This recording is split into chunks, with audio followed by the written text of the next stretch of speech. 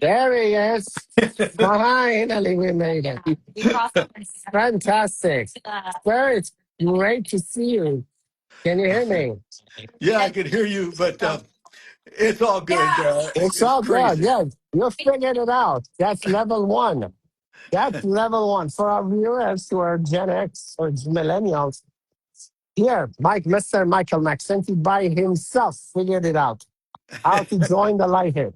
That should tell you a lot. By the way, I'm sitting here at Starbucks at the Raven building in Congress. Oh, That's yeah. where hopefully you will be ending up soon. Yep.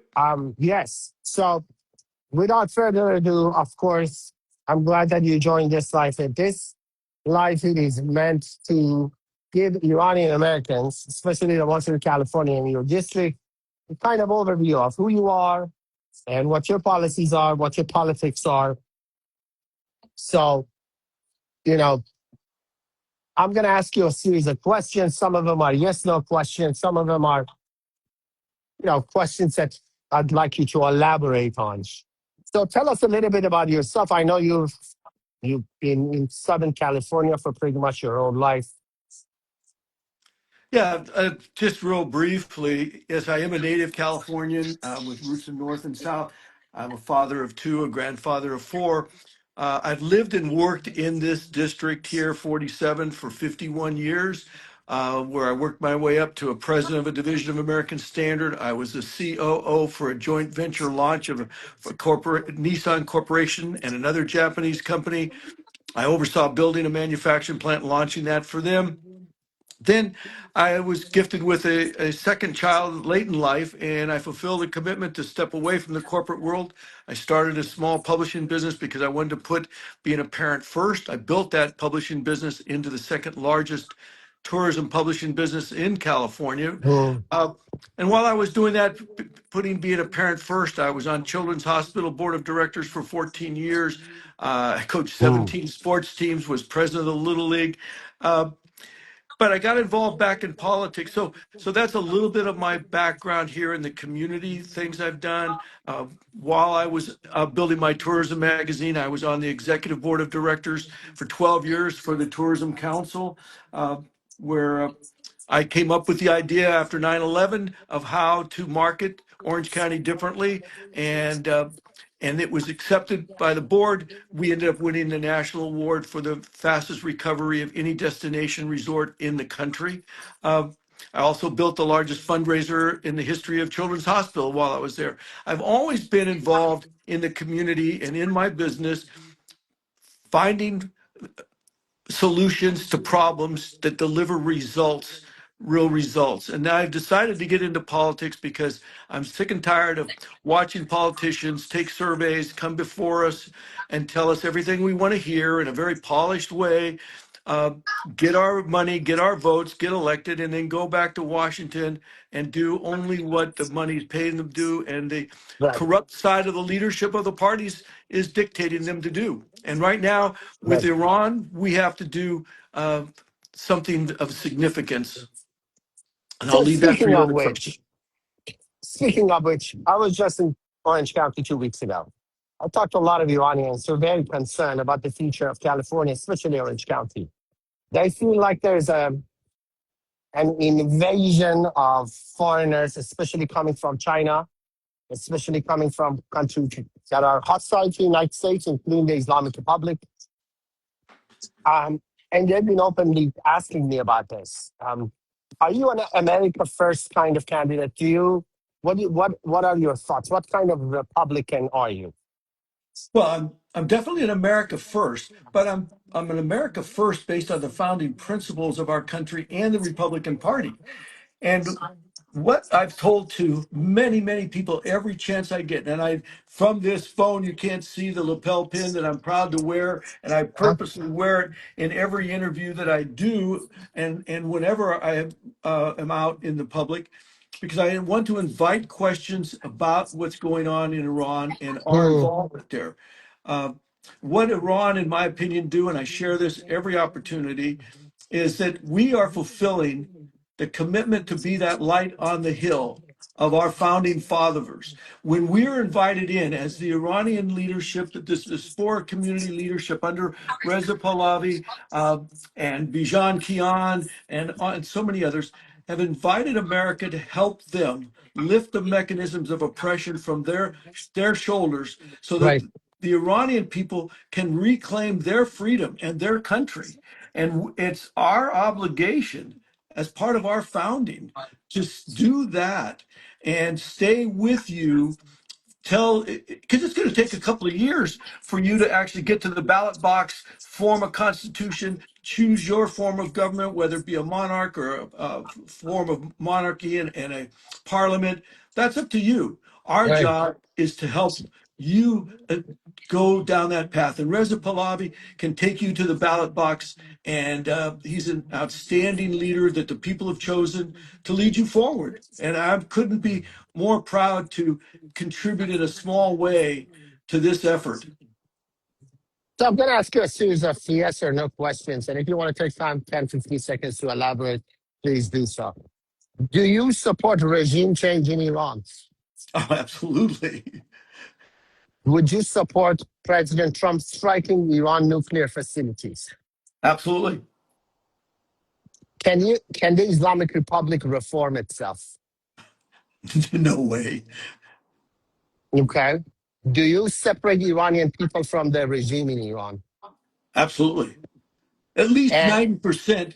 And I believe the others, if given the opportunity for freedom and live there, would come over. But at least 90% of the people, as I understand it, it would be for. so a lot of Iranians in that area in Orange County, there are a lot of Iranians in Orange County. They're well educated, mostly well educated. They're mostly well off. What is your message to that group of Iranians who've always chosen not to vote? Let me tell you this, based on my information, the large portion of Iranian Americans don't vote. Yeah. This is the first chance. And I've been advocating the fact that if Iranian Americans don't get involved, Washington will ignore them. Do you agree with that assessment, firstly, if they don't vote? No, personally, it would be wonderful if a significant amount of them would vote. And I'm hoping that a significant amount of them will take the time to vote for the first time because they actually feel they have a representative who will go to Oh, Washington and fight on their behalf. But I understand the discouragement for people not voting in the past, and we have to oh, earn that vote in the future. But that won't change anything I'm doing. I got committed by when I first went to the Mossaw Festival and learned of the horrific treatment and it was going on in your homeland, I mhm. was appalled that we were kept from that.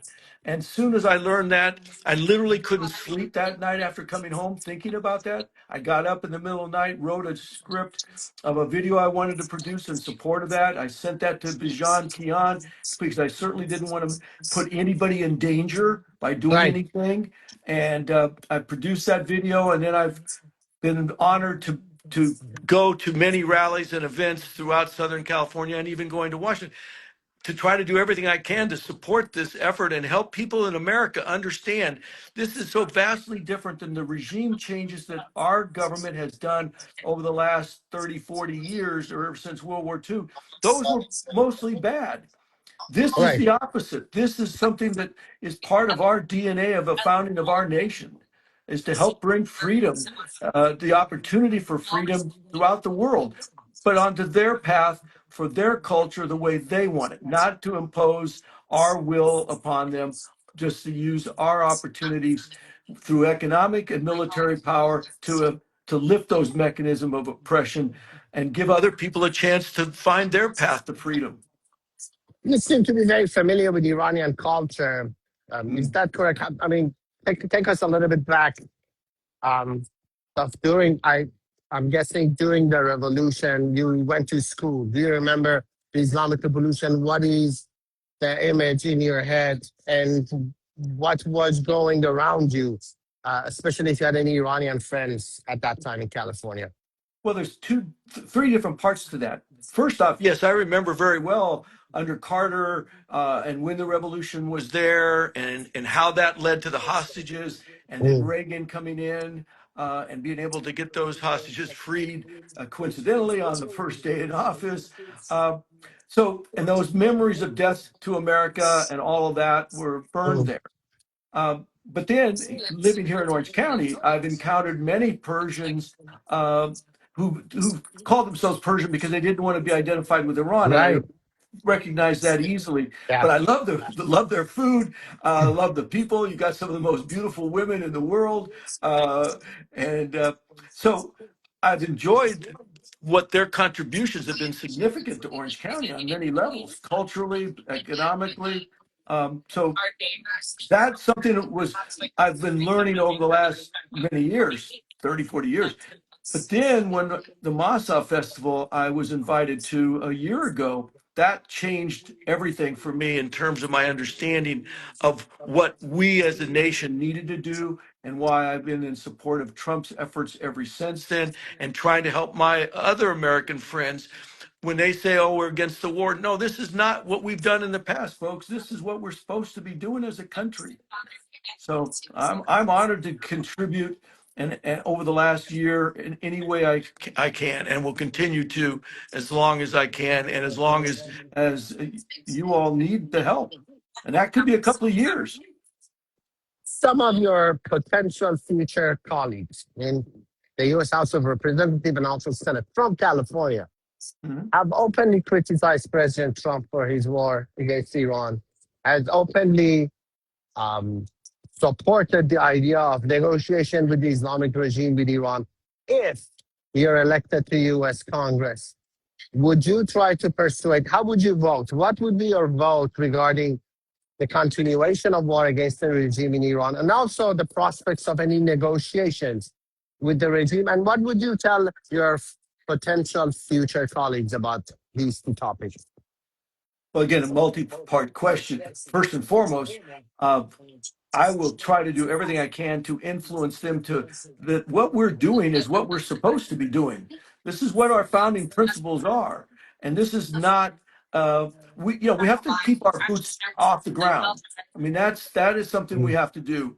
But that's all. Everything else that we can do to use our military might and our economic strength to help, we have to do, and then working in conjunction with the Jewish people to help. It's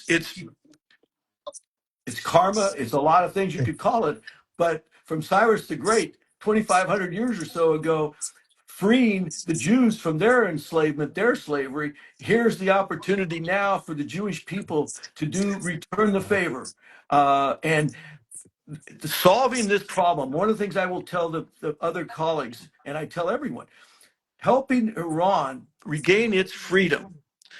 It is the linchpin to the solving this terrorist issue worldwide, but particularly in the Middle East. And this is crucial. So for people that want to say, oh, this isn't a war and they shouldn't be, no, this is about peace, and you can't necessarily there's a saying over my shoulder here. Peace, the way to peace is peace.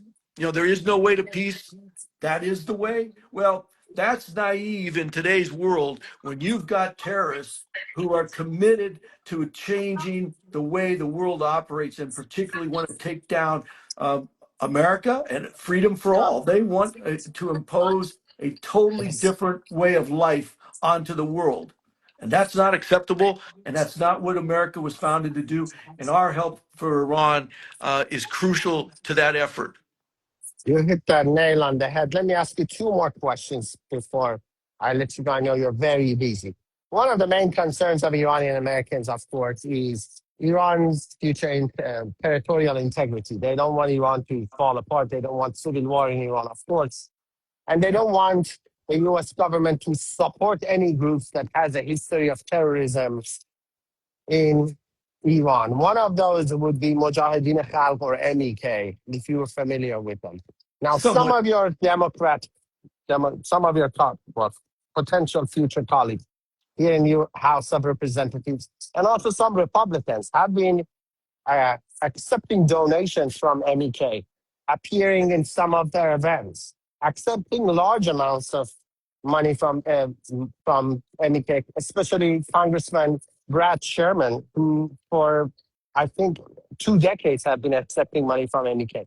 What is your position? What is your position on MEK or any other group that has the name Mujahideen on it? You know, MEK stands for Mujahideen Khalq.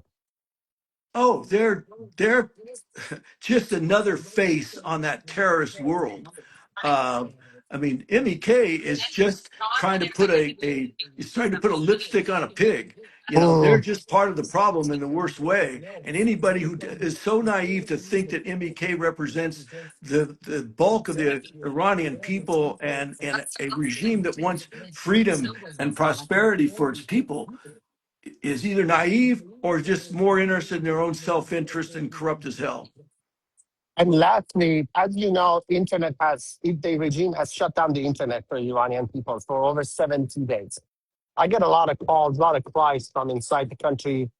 The United States government has traditionally and principally supported free flow of information, access to news. If elected to Congress, would you be supporting legislation to advance the access of Iranian people through free internet? Absolutely. It's crucial that we have communication tools available to bring people together, you know, to solve these problems. Yes, the internet is today's, it's a very sharp double-edged sword for sure, but it's one that we have to use to cut through the lies and the hatred so that truth can emerge and people can regain their freedom. So absolutely. So, Michael Mcsenty, thank you so much for your time. If people who are watching this live interview are interested to know more about you, where can they see you? Do you have any events that you want to invite Iranians to come talk to you? What's the best way to donate to your campaign, to help your campaign? And when is your primary due? First off, the primary vote is June 2nd. So I encourage everybody to vote and vote Mcsenty for Congress in District 47 if you can. And anyone, everything I do in Congress will be for everyone. So even if you can't vote for me, I would appreciate their support. They can go to my website, Mcsenty 4, and that's spelled out FOR, not the numeral 4, folks. Okay. Mcsenty4congress.com. Quite simply, they can learn more about me. There's an opportunity there to donate. We've got phone banking going on. I'm not rich, I'm not famous, and I'm not infamous. So this is where it's a real grassroots effort to elect somebody who can truly represent the people, who's not beholden to the leadership of any party, but I'm going there with an agenda for America first, always putting people over policy. And I see the policy that Trump is leading us on in regards to your homeland is something that is beautiful and exactly what we should be doing, and we need to keep going with it fully. So your support and anyone watching would be greatly appreciated. And so thank you so much. Thank you, Michael. God bless you. God bless America. And I wish you success. Good luck. And I wish you success. It's Thank more, you. your country is I love the people I've gotten to know. When I saw your name, Arash, I thought made me think of the great legend of Arash. And Right. They that's call me, beautiful. sometimes they call me that. Sometimes they call me that. Yeah. All right, take Very care. kind of you. Thank you. Bye bye, Michael. Take care. Bye bye.